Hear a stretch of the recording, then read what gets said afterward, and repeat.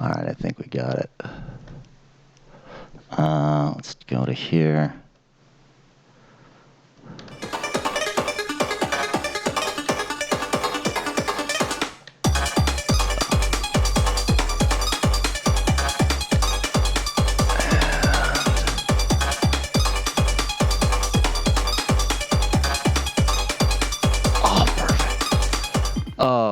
Oh, thanks, Space.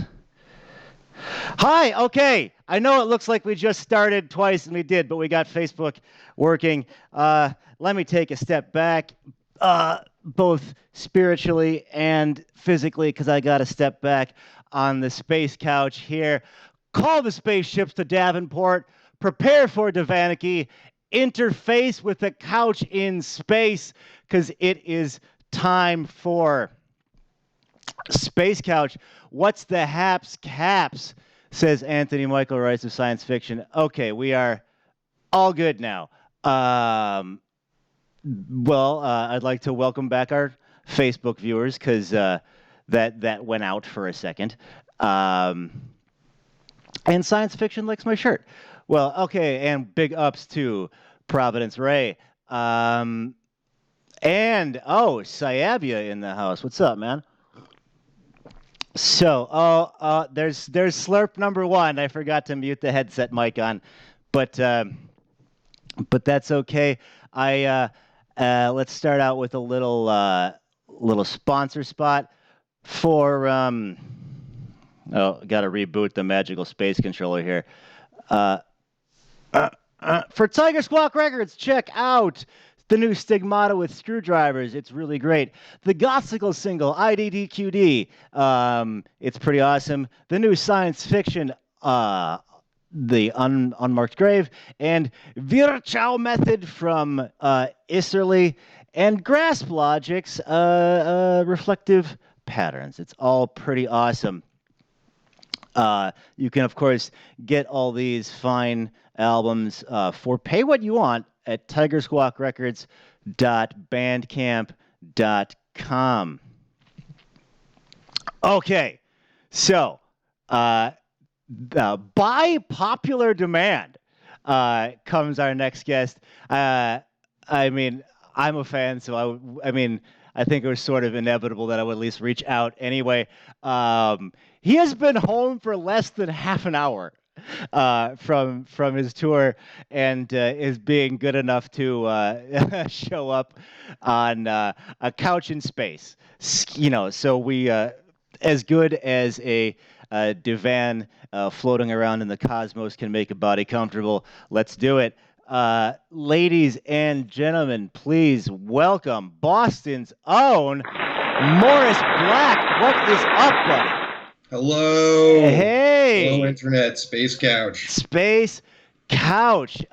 So today we have an exclusive membership policy that only Brian's from Boston that spell their name with an I can be on today's show. So thank you for that. And I don't know. Well, let's start with the album. The irregularity of being just recently dropped 14 seconds ago, and it's awesome. Can you tell me about this album? Thanks, man. It was this. I think this album is basically the album that I've been wanting to make for years now.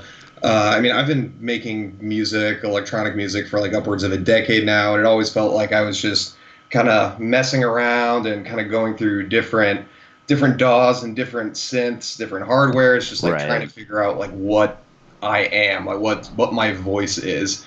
And in this past year, between starting to work with a lot of talented producers and learning kind of new tricks, and also I finally found a software synth that just completely vibes with what I'm trying to do, and I can actually make the sounds that I've been hearing in my head for a while. That's awesome. And basically, like all of these songs start off as like tiny ideas, and over time I just started to realize that there was a connection between them, and I was lucky enough to find some awesome collaborators for a lot of the tracks, and it it kind of all came together. And then right as I was finishing it, Negative Gain gets in touch with me and says like, "Hey, do you got anything you want to release?" I'm like, actually, yes, That's awesome. I might have something. Oh, that's great. What a good feeling to finally be able to voice, pardon the pun, because you're largely instrumental, but I guess I could use the word voice in a synthesis sense but like, to capture it. You know what I mean? Just and finally not have to shove a square peg through a round hole musically. Like, so irregularity of being is the thing. This is the gestalt of the Morris Black project. Is that a This is fair? what I've been trying to do, and I finally Awesome. figured out how to do it. Nice. People can pick that up at Bandcamp, iTunes, all that. Everywhere. Okay. To my knowledge, it's everywhere you can possibly find music. Okay. So, to the uh, the decidedly Boston chat room we have today. What's up to Teddy, Johnny, and Danielle? Um, the last of which votes that you release some of that decade-old music, but Oh that. no! Oh god!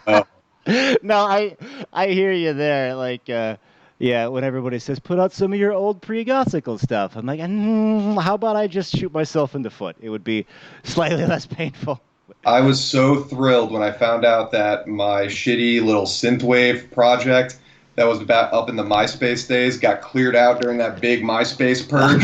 So it is gone forever. Well, uh, all well and good because the irregularity of being is where you want to be. What's up to Big Time Kill and Slider in the chat room? Hey guys. Speaking of Slider, let's smash cut to the guests on your the irregularity of being because they're pretty great. Many of whom have been here on A Couch in Space, including Angel Metro Slater, Johnny Evil, to say nothing of Amelia Arsenic and personal friend Pete Crane. Um, what's the genesis of these wonderful collaborations? Yeah, these man, where to even start? I will definitely say that, working with Amelia or Pete has been just a dream of mine for a while. Like I've been a big Angel Spit and Shiver and Amelia's solo work. I've been such a big fan of their work forever, and uh, Amelia actually got into contact with me after Nice. hearing one of my remixes played at a club out in Iceland, out of all places, Nice. and it convinced her to get in touch with me. And at that point, I was still pretty early in the project, and I was so hilariously nervous talking to her. And now we're like we are waist deep in material that we're working on, and Upgrade Me really just came together really well. I had this like dark techno housey track, and I knew it needed some really powerful vocals, and within 2 weeks she sent me back this amazing track, and I knew that like this is really tie the whole thing together. And with Pete, he's been one of my favorite vocalists in the industrial world for a while, like ever since he did that song with like Reaper way back in the day, like when I was still in college. And honestly, I was always nervous to ask him to do something, because whatever I wanted him to be on, I wanted it to be a fucking amazing track. And I remember I wrote something 2 years ago that I wanted him to be on, and I was like, no, I don't think this is ready. We're not there yet. And I kind of jumped on the opportunity when he asked me to do a remix for his latest single, Interlace. And at that point, it felt like a good time to squeeze in, hey, by the way, I got this track. Maybe want to do some shit with it. And he was absolutely on board. He did exactly what I was hoping he would do, and it was just fucking wonderful. Fantastic. My collaborations with Angel Metro and Slider, those are people I still haven't met for some reason. They seem like the loveliest people, but I still have never seen them face to face. And we just got to talking on Facebook, and we just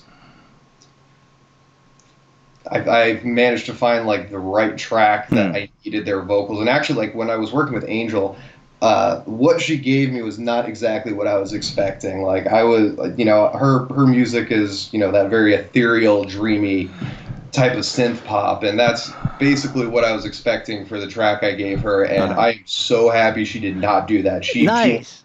all out. She went fucking primal, and Cool. yeah, her vocals ripped through that track. Anyone listening, convince her to do more angry industrial music because Okay. she's fucking great at it and needs to do more of it.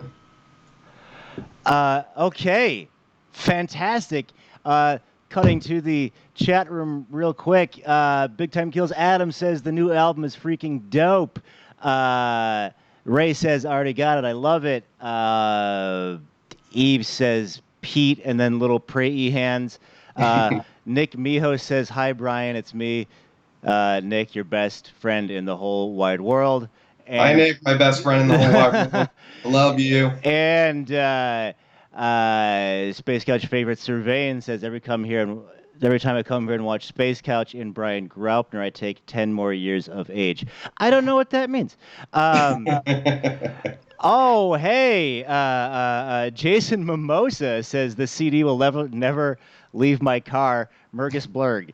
Uh, There's our first one of the day. Second, Johnny threw one in and I missed it. Here we go. Okay.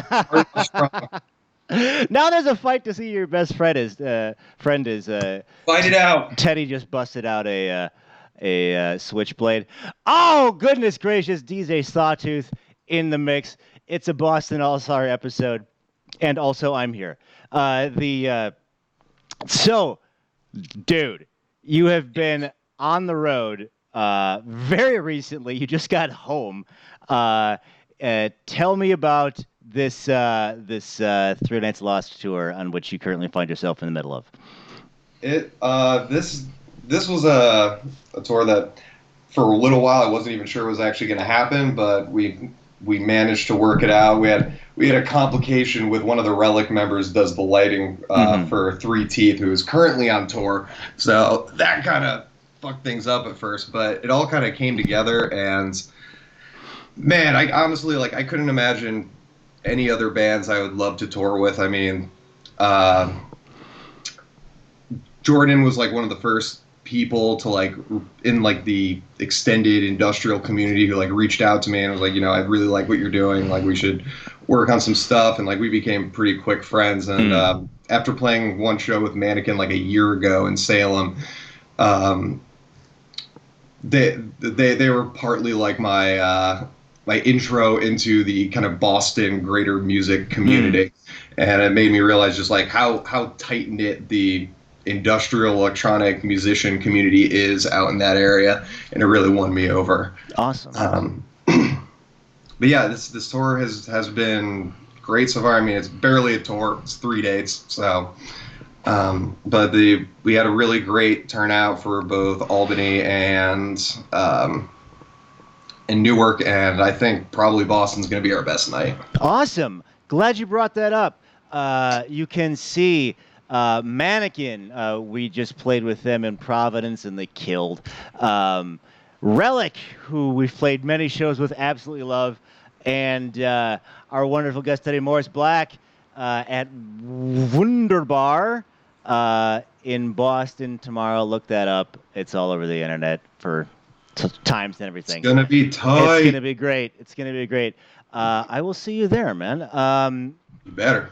I need every Boston Brian at that show, no exception. Right, like Legal, you gotta show up, dude.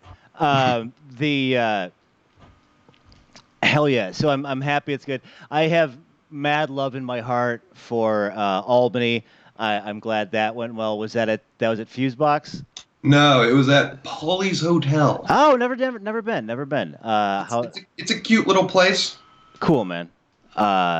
And Newark, where was that one? QXT's. Fantastic. Which is still one of my favorite venues on the East Coast. Absolutely. As a fellow projectionist, you may appreciate just when you walk in and you see it, it's already set up with like a screen and a projector and everything. Yeah. It's just like this, the chains fall off your body. Angel Metro has showed up as well as Samuel Capaziello. Um, Hey, friends. Samuel missed what we were talking about. For the people at home, we were just going over venues. And, of course, the wonderful, wonderful Wonder Bar tomorrow night. So, uh, as someone who's sort of, I don't want to say just getting into it because you've obviously been making music for over a decade, but there's this sense of now you're in a place where you were not before. It is surreal. Okay. So with that sort of in mind, what would you, now that you're kicking ass left and right, like what would you say to someone who's just kind of deciding, like, I went to a club night, I come home, I want to make industrial music.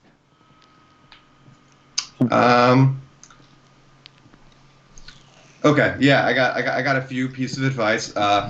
First one, the mask is a bad idea. Don't do it. Trust me, you will regret it after 2 shows. Okay, hard to breathe. Yeah, a little hard to breathe, hard to see, hard to function. But you know what? The kids love it, so I'm stuck. I mean, I'm stuck doing it. It looks phenomenal. Like at that Humans of Boston Industrial show we did like almost a year ago to the day, like Heidi and I were looking at that like, God damn, he looks like $1 million, but how does he see anything? I can usually see the controllers in front of me, but I always need somebody to tell me after I perform actually how many people were on the floor. Like, could have been 3, could have been a packed room. No idea. Okay, genius. I mean, if that's something that you might find intimidating, I guess that's maybe a silver lining. But That's true. Avoid the mask generally is advice number 1 from Morris Black. Advice number 2: steal a DAW. Steal a DAW. Yeah. I will endorse that 1,000%. Steal a DAW. Look. Yeah. I mean, like, buy it eventually. Like, I've never stolen a single piece of software in my life. I heard it from friends that you can do it. I don't know how even. Yeah, but I'm not a criminal here. But seriously, it's electronic music. There's definitely like a bit of a financial bar to entry, and not everybody can afford to like go out and buy like a nice modular synth, or if you have even a halfway decent computer, get your feet wet by just downloading, finding a nice crack of Fruity Loops or Ableton or whatever. I'm personally an Ableton loyalist. I will use that till the day I die. Word. And you know what? At a certain point, I got good enough at it that it made sense for me to buy it. So, and honestly, my third piece of advice is cliche as hell, but man, you gotta just put everything into it. True. I was doing this as a side hobby for a while, and that's why I never really went anywhere. And at a certain point, the point where I actually kind of broke through was after, I'd say, maybe 6 years of writing music casually and enjoying doing it, and always getting a great feeling when I finished a song, even if the song sucks. I knew that at this point in my life, I'm 27 or 26, whatever. If I don't make a huge stride in the next year, I really should just focus on something else, because if it's not going to happen, it's not going to happen. So I was really devoted to putting that time into learning how to design sound. Like, why doesn't my music sound like the professional music that I listen to in my own time? Like, what is the difference between them and me? And so, I took more than a few classes at the Academy of YouTube, and eventually figured it out. And it was a slow process, but once I was every day after work, I worked a normal 9-to-5 job, and as soon as I came home, I made dinner and just sat down and messed around with Ableton, and eventually people started noticing. Honestly, music is not a meritocracy. Yeah, The people that sure. rise to the top are the people that put the most effort and the people that really make themselves stand out. And I just really wanted to be good at this because I really enjoy doing it, and I think I got decent at it. Awesome. Well, I would definitely agree with that part. Nuclear Sun in the house. Tal says Ableton for life. Atomic Tom suggests using the Reaper test indefinitely. Nick says Miami loves you. And Planet Damage asks, what are the most efficient streams of revenue that you can rely on? As a musician, Yeah, I guess. Yeah. So doing music is a full-time investment. oh, if anyone knows the answer to that, please tell me. Please, we would love to break that news here on Space Couch. Um, awesome. The Morris Black aesthetic is pretty amazingly on point. Could you Thank you. speak to the process in conducting that sort of concocting? I meant to say that sort of visual cohesiveness or gestalt, to reuse that word. Yeah. Um, well, the original plan I had for Morris Black, like when I first started kind of putting it together, like because Morris Black was going to be like the project that at that point where I'm like, if I need to do something within a year or quit, that's when Morris Black started. And my original idea was to be anonymous. Mm. Um,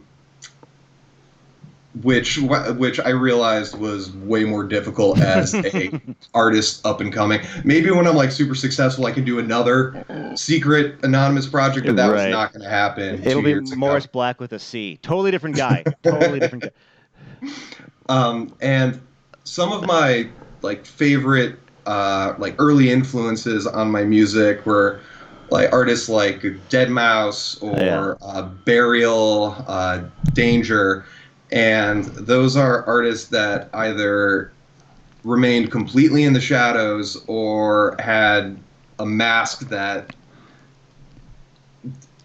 it made it so that it was almost like they and their music became just like one ephemeral thing, Hmm. um, and it just made their music so much more powerful to me. It felt less like a performer presenting music and more of just this force that they created. That's And awesome. I wanted to have that. I when I go up there, I have my mask on. I don't speak. I just want to appear as this monolith. Totally.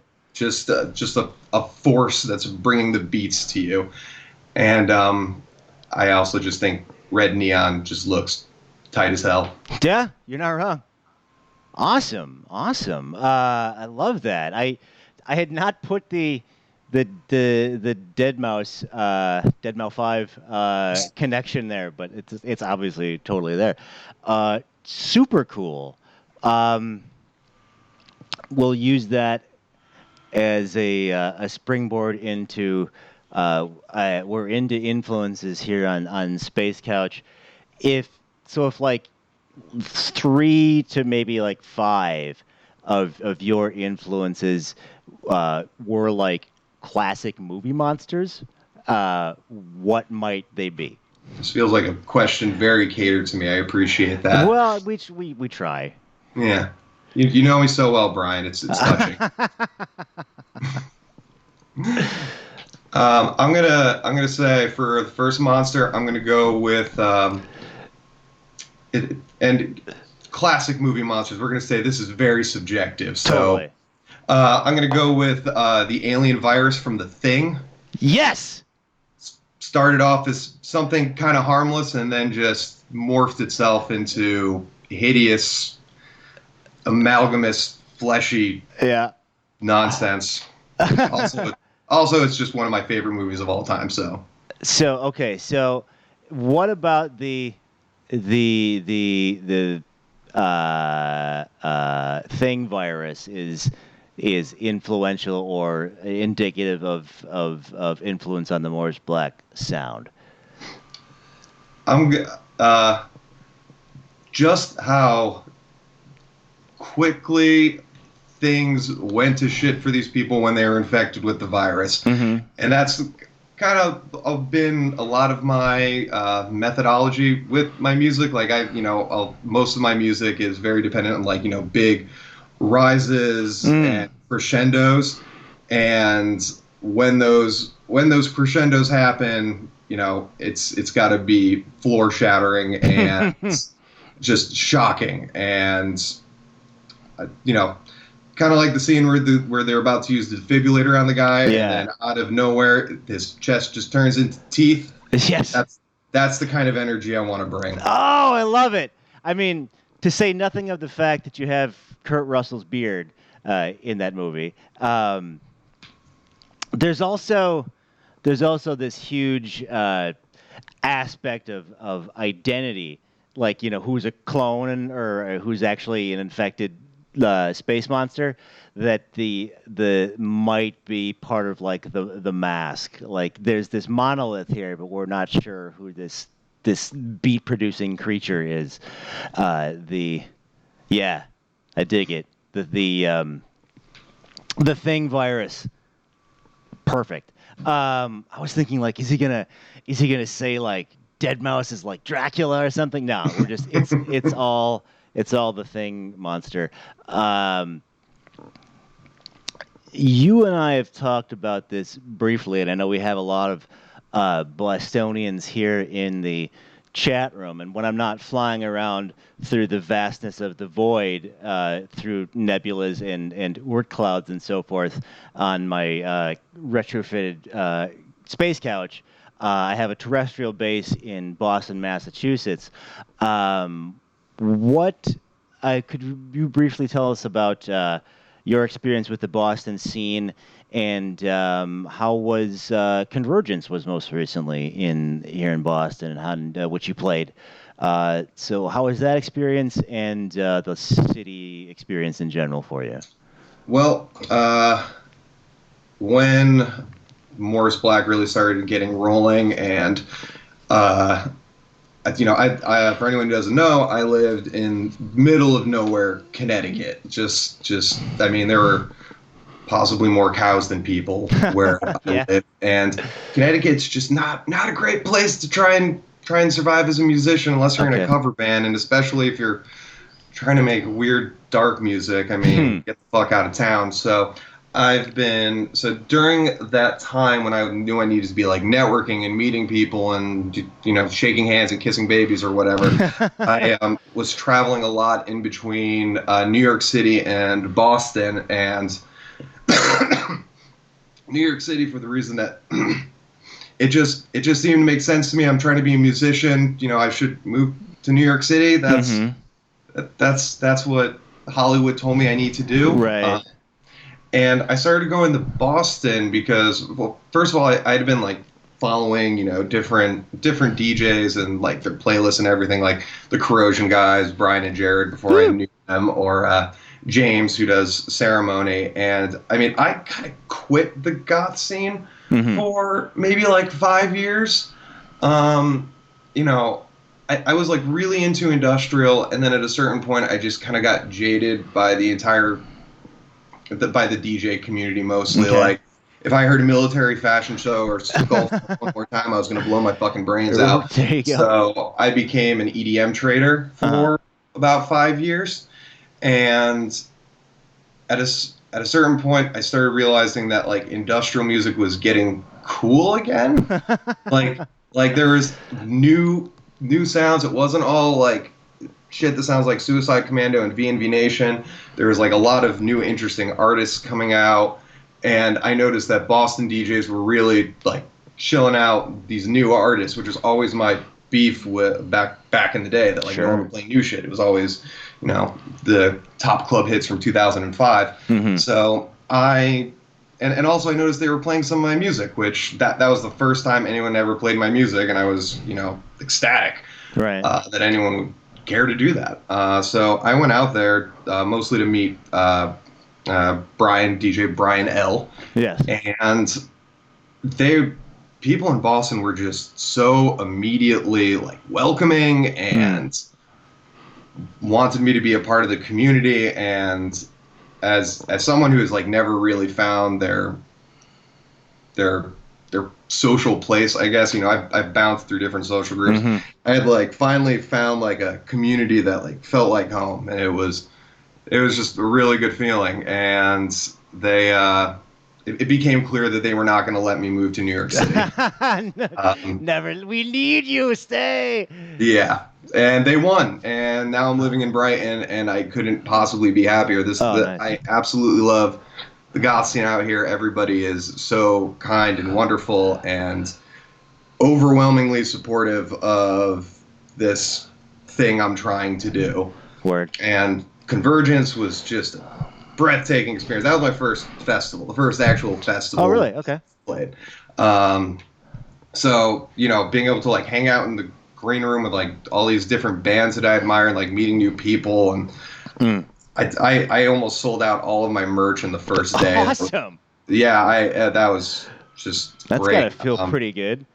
Yeah, that was like right after I first moved here, and during that festival, like I just had this moment of like this is where I'm supposed to be. This is the city I'm supposed to be in, and these are the people that I should have been surrounding myself with for years, but I had no idea they existed.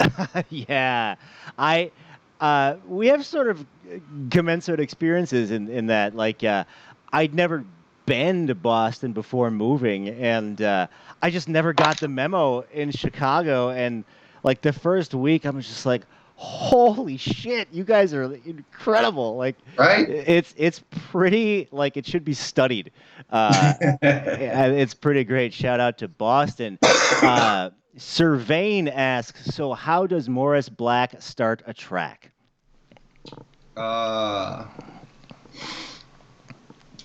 Let me see. Honestly, the first, I am so focused on my bass lines. That is the most important thing to me. That is my brand, the industrial bass music thing that I'm going to let people continue to think is a real genre because it's really my benefit. The first thing I do is I lay out a very simple kick and snare pattern. I'll usually I'll go through the effort of like compressing and just like EQing the drums just real quick just to make it sound okay. And then I open up Serum, which is my VST of choice. I think it's more popular in kind of like the EDM dubstep circles, but I can't recommend it enough. And I just play with waveforms and until I make a sound that I like, and I kind of just build it around that bass line.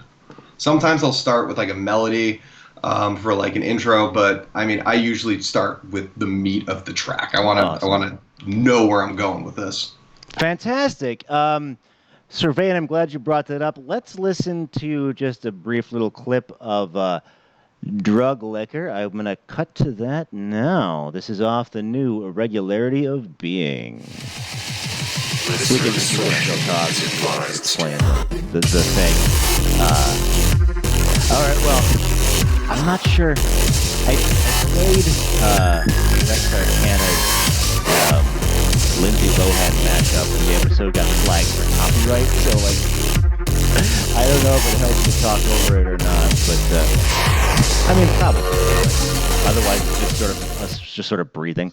I actually had to take out a copyrighted sample from this song so that I could release it on Negative Gain. Wait, really?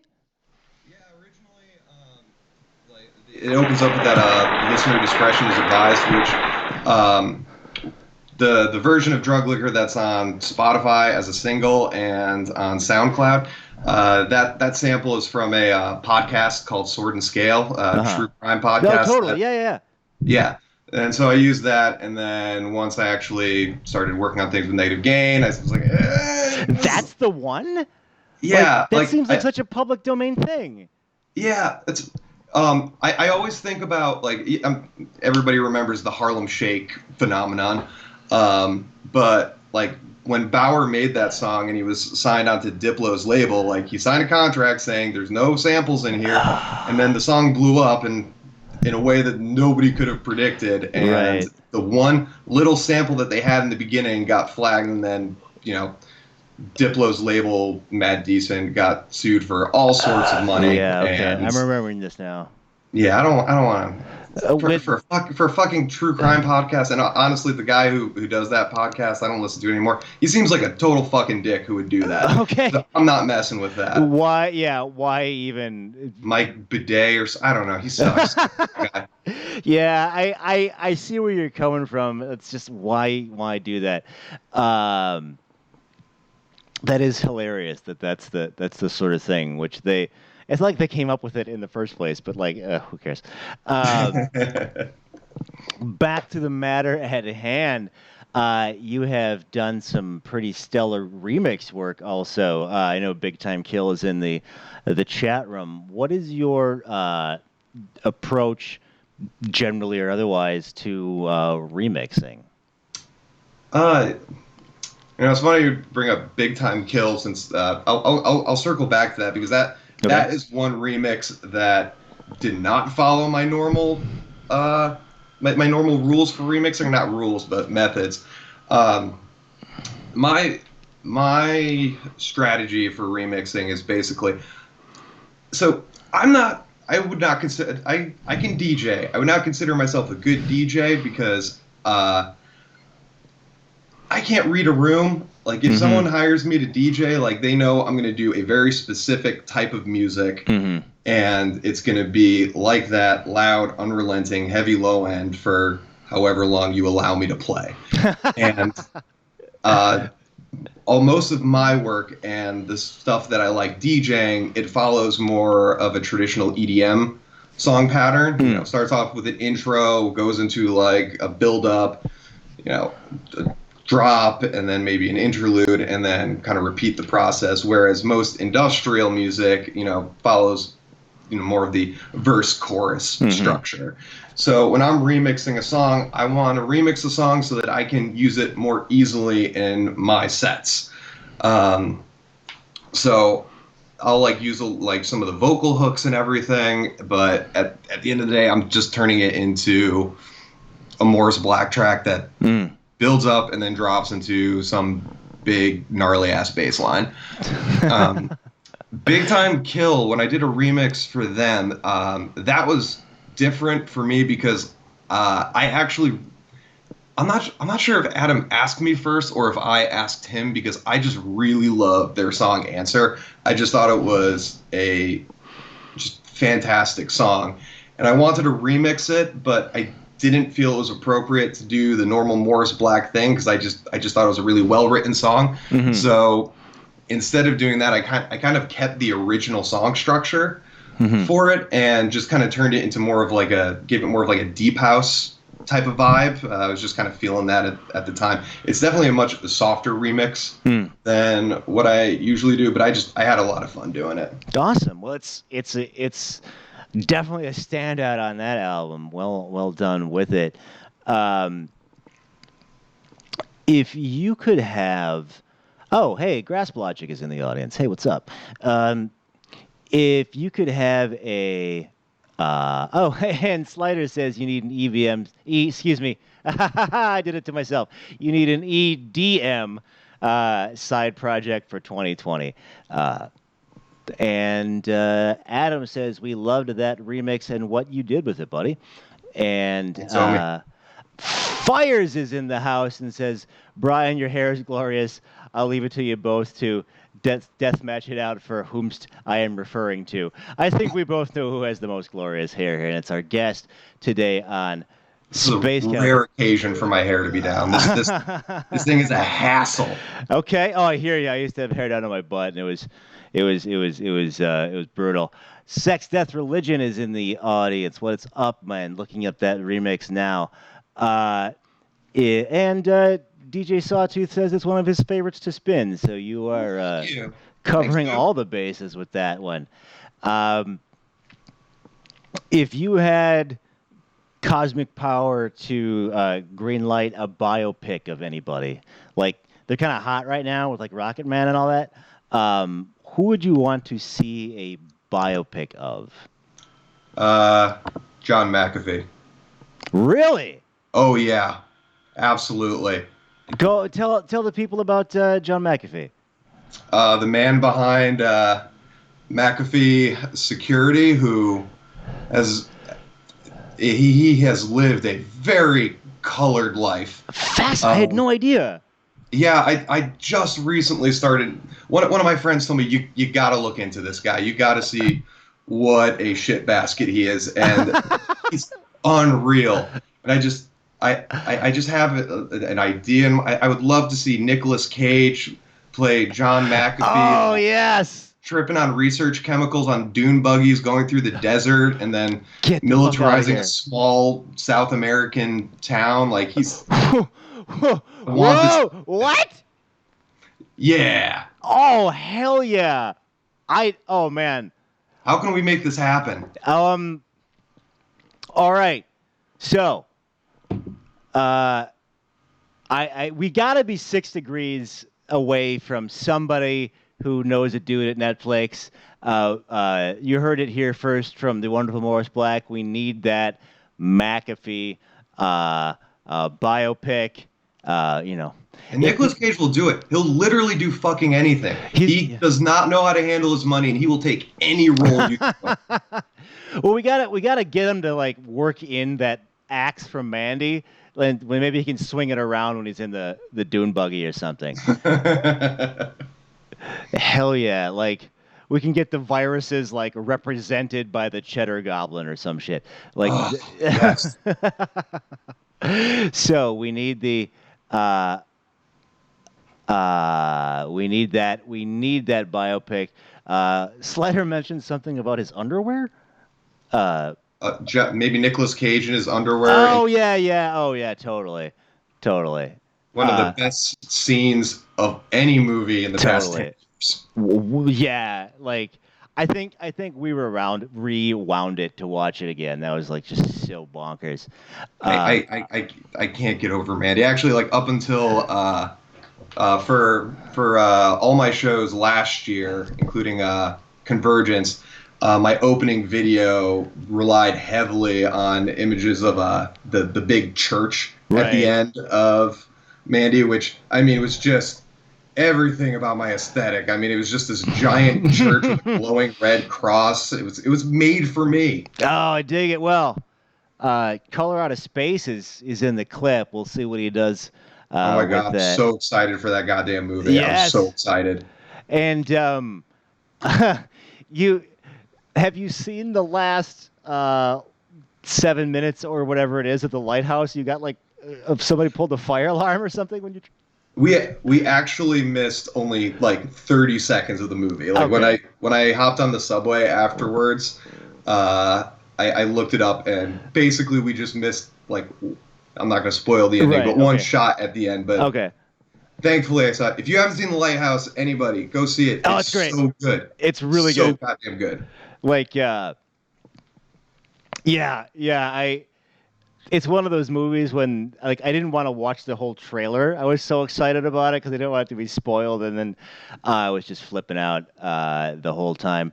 And I was like, okay, that's my number one picture for 2019. And then I just saw Jojo Rabbit this weekend, which Seeing that this week. oh, dude, it's pretty amazingly. I was gonna see it last week, but Parasite took priority. Another movie that everyone should see. Thumbs up on Parasite. I haven't seen it.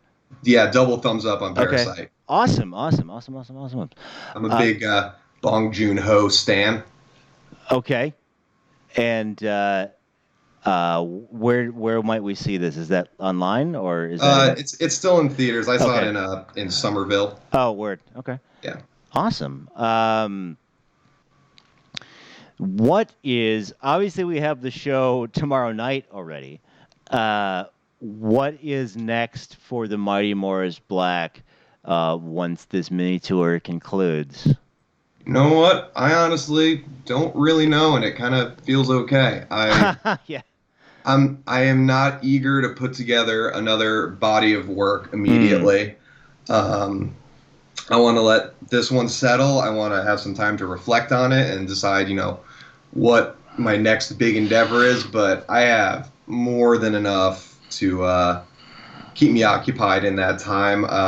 There's more than a few collaborations Oh, that I have been putting off to the side, and I'm particularly excited about some stuff I'm working on with Static Starlight and some other stuff I'm working on with Relic that I think are going to be super rad. okay. So you got a ton in the clip that you're working on.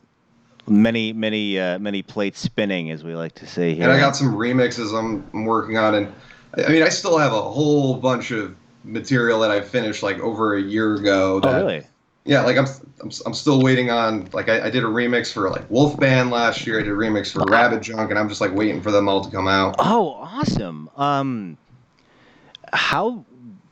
So your work ethic is pretty GD impressive. How do you get Thank you. it? How do you get it all done? Is it just? I don't know, man. I'm tired all the time. I hear that. Yeah. The is it like just? Do you have a regimen, or is it like you just sort of naturally gravitate toward cracking open? Naturally gravitate some late. I'll be honest. Like in the past like few weeks, my work ethic has been not great. I think I'm still a little bit burnt out from this whole album process because it Mm-hmm. definitely like took a chunk out of me this summer. Oh yeah. But you know, I've still been able to I was happy that I was able to put out that Silent Hill track in time Hell yeah, dude. for Halloween, and that one came together really well. But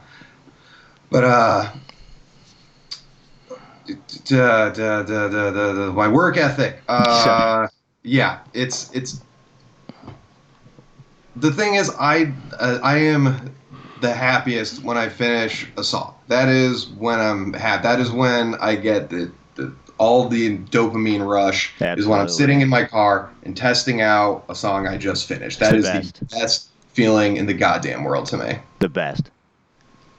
So yeah, no, it's really like if I'm feeling like sluggish or down or whatever, I crack open Cubase and it's like 18 Advil. Uh, yes. Oh, car testing is the best though, isn't it? Like when Or the worst. or the Depends worst, on what. but I mean, even if it's bad, it's still like I have enough here to car test, which Yeah. which I like. But uh, Well, I'm always critical of whatever I'm working on. Like I can't touch. I can't listen to this album for at least another few months. oh yeah, I already hear every tiny little thing I want to change. yeah. I just got to move on. I got to get over it. Yeah, it'll do that.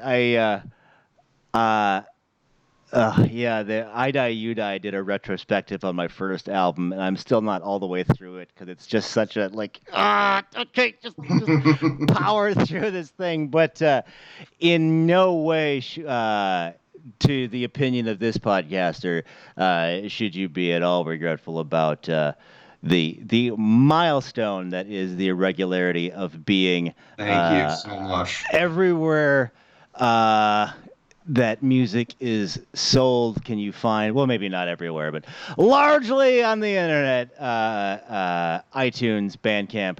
I say maybe not everywhere because maybe there's like some horrific Sam Goody in Iowa that is not hip to the Morris Black yet. But you, Cowards. what's Adria says car testing has broken me down before. I love it and hate it.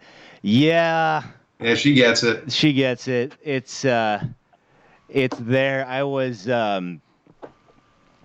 in Mexico recently, and there's this awesome like outdoor industrial punk rock DIY market with like people setting up like stalls with canvas roofs and stuff. And I went by the goth one, and they were just playing some podcast, but the podcasters were talking about how much they like the new Fires. And but I'm in Mexico City, so it's just like, what is happening right now? Worlds colliding. Uh, that was pretty great.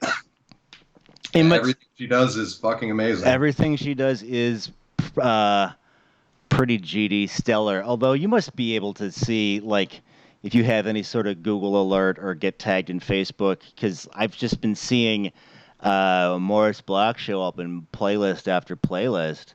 It's got to feel pretty good. Yeah, the swarm of notifications I was getting between like Facebook and Instagram over the past couple of days, it's definitely been affirming because like this is my first major project. Like Hmm. I've put out a few EPs before that I'm mostly proud of, but like this was an entirely different animal, and I was I was trying out some new things that I feel like not a lot of people in the industrial umbrella are really doing, Hmm. and I was just kind of hoping that people would get what I'm doing and like it. And so far, the response has been overwhelmingly positive. So, Well, I would count myself among them and advocate that if you're in the Boston or Boston area, what is up to Dana Jean Phoenix? If you're in the area, tomorrow will be Veterans Day, 11/11. Uh, Come on down to Wonder Bar for uh, the wonderful mannequin, stalwart warriors relic, and of course, one man gang, Morris Black. We are on a rogue flight path out here in the vastness of space. And I'm going to bring this couch back into the station in just a minute, unless you want to leave the people with any sort of closing type thoughts. um, no, just thank. I am beside myself with just how supportive people have been of this release and how people have been showing other people. Even just my Spotify numbers have been going through the roof, and Yeah, awesome. it's I never thought I would get to anywhere even close to this, and things just keep moving, and I'm gonna keep making more music for you guys, and I hope I don't let you down. Oh, I love it. I love it. Space Couch for Morris Black out. And now we've got the. Oh, what's up to Thomas Wayne? We're on. We got the closing credits on the screen now, and we can talk over that. Maybe we'll get Space Dog out here on the next one. But that's you know, you don't have a pet, do you? Me? Yeah. No, Oh, I no, unfortunately, no. no, that's all right. That's all right. We've just been I we've want dogs. I want all the dogs. They're great, and should you get one, we will put that down for the industrial space couch pet calendar that's accidentally coming together. But Oh my god. oh, and yes, I forgot to get into this, but nothing so great as being on tour, coming home, and being able to do the laundry for me anyway. So. Oh god, I forgot about that. I have to do that. Oh. Yes, well, get out those nuclear waste tongs, at least in my experience, and put those into the industrial strength, pardon the pun, washing machine. Uh, no, it'll be great. It'll be great. Wash out that mask. That mask has got to you got to Febreze the shit out of that, I would imagine. But Yeah, thankfully I cleaned it recently and it's still doing okay, but that thing smells pretty rank after, and it's not an easy thing to wash.